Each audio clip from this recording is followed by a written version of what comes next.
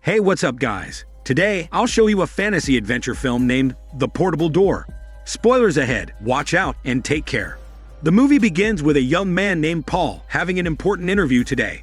He rushed anxiously to his destination, encountering numerous troubles along the way, including a strange old man trying to strike up a conversation, but he ignored his dying greetings. Finally, he joined the queue for the interview, only for his scarf to be snatched away by a dog. Paul chased the messy dog into a small alley and through a door, finding it interesting that the place was also hiring. On a sofa sat a charming lady, seemingly waiting for her interview. Paul decided to sit next to her and watch the company introduction playing on the TV.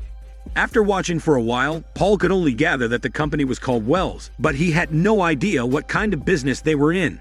Suddenly, laughter echoed through the room, followed by the appearance of a man and woman. A bearded man in a suit named Beardy approached the office and asked Paul to follow him, surprisingly knowing his name. Paul hurriedly followed him to the second floor, where the boss, Wells, and board members were seated. He began an interview in confusion and ended it just as bewildered.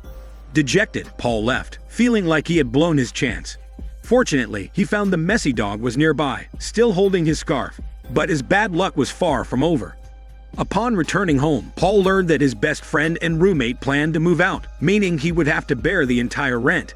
As the two argued incessantly, a strange claw pushed open the mail slot and tossed a letter into the room. The letter, surprisingly, was from Wells Company, stating that Paul had passed the interview. Overwhelmed with joy, he failed to notice that he had never provided his address, but the company somehow knew where he lived. The next day, as soon as the alarm clock rang, Paul woke up from his pig snoring and quickly got ready for work. Later, he entered the company with an excited heart. A sexy receptionist sat in the lobby. After Paul explained his purpose, she immediately notified Beardy from yesterday. He led Paul to the second floor, explaining that Wells was a law firm as they walked. After that, they entered a busy work area, and Paul observed the people in different offices, unable to discern what they were working on. Beardy also made a strange request. No computers were allowed in the company. He then pushed Paul into the innermost office, where he saw Sophie, the charming lady from yesterday. The two of them were the interns hired recently in the entire company. Beardy said that someone would come to arrange their work, and then left the office. Because of his nervousness, Paul kept talking non-stop. Just as Sophie was about to interrupt him, he suddenly jumped onto a chair and pointed ahead. An unidentified creature darted into the shadows, and when Paul tried to get a closer look, a regular mouse emerged from behind a cabinet. Soon after, the receptionist opened the door and handed several maps to Paul, asking him to circle the locations containing bauxite deposits. Sophie was to help him as well. The two spent the entire morning examining maps until lunchtime. As they went downstairs, wondering what to eat, they were intercepted by their superior from the board of directors. She led the two to a park, and suddenly, a canister was thrown out of the sewer. The superior calmly picked it up to examine it, and then directed the two to look ahead. She said that the lady on the bench was reading the atonement, and when she read about Cecilia jumping into the fountain, Sophie needed to signal the superior. Sophie couldn't help but ask how she can know where she's at in the book. The superior then told her to stand in the bushes, and then sat down on a bench opposite the woman. Sophie did as she was told, dumbfounded, but miraculously discovered that she could see from the woman's perspective. When the woman read about Cecilia jumping into the fountain, Sophie immediately raised her hand to signal. The superior saw it and suddenly moved her finger, causing the man sitting by the fountain to suddenly fall into the water. The lady on the bench hurried over to check, and a romantic relationship began. The superior praised Sophie for doing a good job, explaining that the man's parents had spent a lot of money to arrange for their son to marry the lady on the bench. With this incident, the two would undoubtedly believe it was destiny. Paul couldn't remain calm, asking what on earth is going on. The superior explained that Sophie was a seer that could foresee the future. The superior finally began to explain the company's business to Paul. It turned out that most of Wells' employees were capable of magic. They were practical wizards who used their magic to serve the clients for money. Although Sophie was an intern, she was on a completely different level from Paul. The superior only took Sophie with her, leaving Paul to return to the attic office. Paul took out a sandwich to eat, brushing off the breadcrumbs from the map.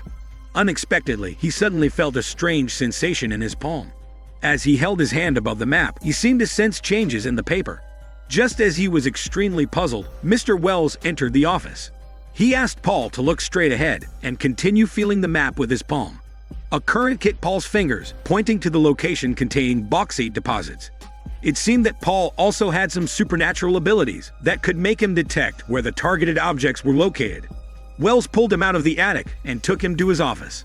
He said the company was at a critical stage, fighting for its survival, and needed a diviner to help everyone get back on track. Apparently, Paul was that diviner. In order to get closer to him, Wells brought up Paul's irresponsible father. He empathized with Paul, complaining about his own father, who forced him to sign a contract selling his soul and being controlled forever when he was very young. Both of them had suffered under their father's oppression. Wells understood that Paul wanted to prove himself and seized this opportunity. Wells asked Paul to help find something, a portable door. Paul had no idea what the door looked like but was shown out of the office by Wells. He could only search for the door in the company one by one until he was interrupted by a curly-haired witch from the board of directors. She enthusiastically greeted him, but Paul noticed that her hair was moving chaotically, even forming several letters as if they were delivering some warnings. Paul returned home with questions and rested, only to be awakened in the middle of the night by his supervisor. His ability was to control dreams, which meant that Paul was still in a dream. He wanted to know the reason why Wells had hired Paul. However, Wells had warned Paul to keep the loss of the portable door a secret. Seeing that he wouldn't confess, he used magic to bend Paul's leg, causing all his teeth to fall out and his ears to grow enormous. Although this was happening in a dream, Paul was still terrified and had no choice but to confess to him. After obtaining the information he wanted, he prepared to leave, saying that the portable door could open the Bank of the Dead. The next day, Paul continued searching in the company and saw the words Bank of the Dead on the floor. Following the arrow's direction, he proceeded to a dimly lit basement. On the roll-up door, it was written that only fairies could enter. Paul carefully opened the door, but inside was just an ordinary storeroom. Before he could inspect it thoroughly, he was chased out by Beardy. Paul didn't give up easily and returned to the storeroom the following day. He quickly discovered that the wall inside was an illusion. He went through the wall and entered another space, filled with strange specimens and miscellaneous items. Among them, the weirdest one was a stapler, which surprisingly hid a goblin creature. Paul had never imagined that such creatures truly existed. The creature pointed him in a direction, and Paul gathered his courage to move forward. Using his divination ability, he successfully found the portable door. Curious, Paul entered through the door. However, the moment he closed it, the portable door turned into a towel, and voices could be heard from inside the office. It seemed Wells was talking about Paul's father and the disappearance of the company's former boss. Paul continued eavesdropping and happened to discover the company's top secrets. In fact, Wells was trafficking human souls and used the company's employees as the test subjects. Once they signed a soul contract, they would completely lose their sense of self, and Wells' next target was Sophie. The superior and others were unaware of this plan. Paul realized that he couldn't hand the portal door over to them in order to stop Wells' evil plan. He picked up the towel and read the instructions on it. Apparently, by reciting a spell and the destination, one could teleport there. Paul was transported to a supermarket freezer. He picked up a towel and returned to the company, rushing to the attic office. He tore off Sophie's badge and threw it away, as it had a special surveillance device on it. He explained the boss's conspiracy to her, then took out the towel to demonstrate the use of the portal door.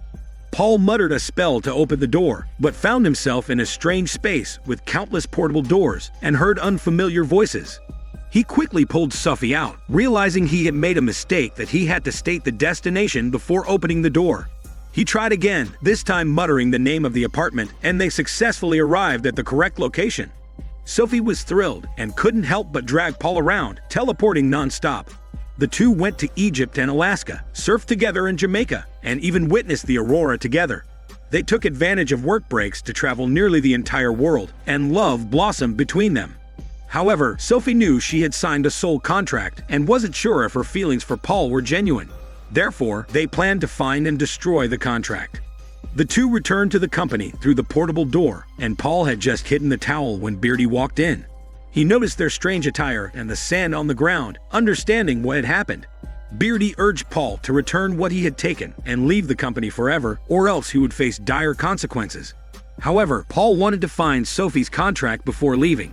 After nightfall, the two secretly returned to the company, but the portable door didn't follow Paul's instructions to enter Wells' office. Instead, it took them to a printer area. The printers were operating on their own, printing contracts for gym memberships, rental agreements, and more. It turns out, Wells had secretly added soul agreements to these everyday contracts, causing people to unwittingly sign the contract selling their souls. Afterward, they carefully followed some noise from a distance, finding a goblin eating pizza. Paul opened the portable door, intending to go to Wells' office, but the door disobeyed his command and sent them to a dark basement with Bank of the Dead marked on the floor. Sophie recalled the terms of the contracts, knowing that all souls were permanently stored in the death bank. They cautiously searched for a way out, only to stumble upon a group of goblins. They fled in panic and ended up behind a door where Beardy appeared to flex his messy beard. He turned out to be a shape-shifting goblin and the leader of the little monsters. Beardy angrily scolded them for not heeding his warnings and insisted on coming to their doom. As he spoke, Wells emerged from the shadows. He ordered Beardy to get lost with his beard and minions, but Beardy refused, claiming that without Goblin's assistance, the wizards were useless. As they argued, Paul and Sophie took the opportunity to open the portable door and escape for their shitty lives.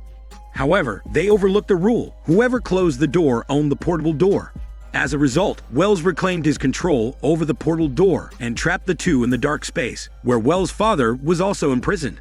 It's then revealed that years ago, Wells lured his father, Wells Sr., to this place using a baby dragon, taking the opportunity to replace his father and take over the company.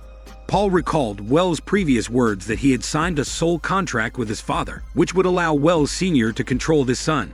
So Paul wondered why they didn't just release everyone by controlling Wells through his soul contract. However, Wells Sr. explained that it wasn't that simple. He needed to deposit the soul contract in the Bank of the Dead for it to take effect. Paul was determined to find the exit, but there were doors everywhere. Wells Sr. said he had tried for several years, and almost all doors led to emptiness. However, Paul possessed the superpower to figure out the location of an object, so he decided to give it a try. After Paul's relentless efforts, he finally found the exit. Wells Sr. was overjoyed to regain his freedom and asked Paul to take the contract to the bank while he went to confront his evil son. The father and son, both as the top wizards, began their fierce battle upon meeting. Meanwhile, Paul was pinned down by a group of goblins and couldn't escape. Seeing this, Sophie used telepathy to contact the superior and begged for help. However, the goblins charged at them the next second. Paul was driven by his desire to save Sophie and managed to fence off the goblins, but was caught in a net. At that moment, the receptionist arrived with a stapler, shouting Wells Sr.'s name, and threw the device to him. Wells Sr. used magic to hit the stapler, revealing the trapped goblin inside. The receptionist also revealed her true form, a goblin, and embraced the other goblin. It turned out they were a goblin couple, and Beardy was their son. While the family reunion was touching, Wells took the opportunity to launch a surprise attack on his father and trapped him. Soon after, the superior and the company elders arrived at the scene, trying to stop Wells from creating more chaos. However, he not only ignored them, but also controlled Sophie, forcing Paul to hand over the soul contract. Sophie secretly communicated with Paul, guessing that he could easily find the portal doors, possibly because he was their creator. So Paul reached out his hand to try, and several doors appeared in front of him. He summoned one of them under his feet and jumped into the death bank in order to make the soul contract take effect. There, Paul handed Wells' soul contract to a bank employee and said he wanted to make a trade. The employee immediately retrieved the signer's soul, and the next second, Wells' powers disappeared, which allowed Wells Sr. to trap his evil son with magic, and Sophie took the towel to open the portable door.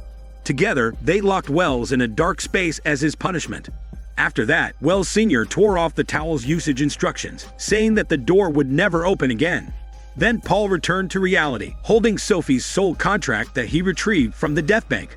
They happily embrace each other, and the film ends there, without showing the price that Paul had to pay to retrieve Sophie's soul. This is Daniel CC Movie Channel. Stay safe and enjoy your day.